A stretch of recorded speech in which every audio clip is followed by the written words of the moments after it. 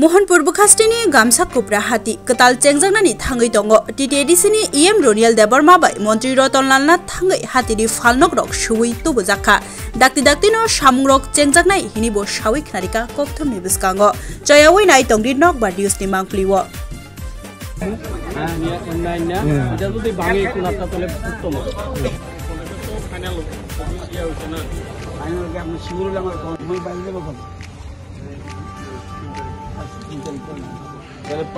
সবই করতাম একটা ক্যাবিনেট কমিটি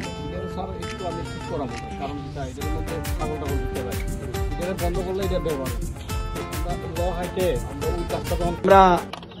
গত 7 বছরে 320 কোটি টাকা শুধু বাজারের জন্য খরচ করেছি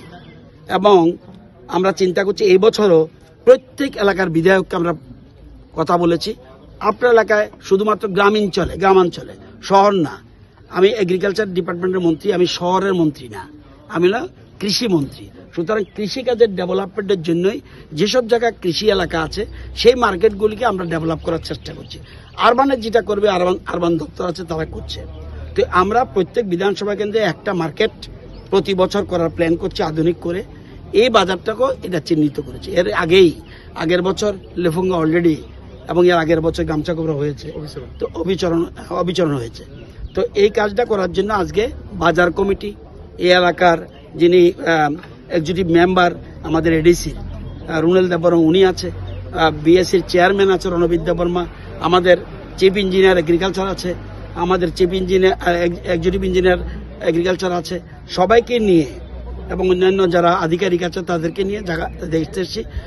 মার্কেট কেবল স্যাংশন করলে হবে না মার্কেট কোথায় হবে এবং যাদের জন্য মার্কেট তাদের সুবিধাগুলি দেখতে হবে তো গামছা কোবরা বাজারের যারা ব্যবসায়ী তাদের সাথে আলোচনা করে একটা ঠিক করলাম এখানে স্টল এবং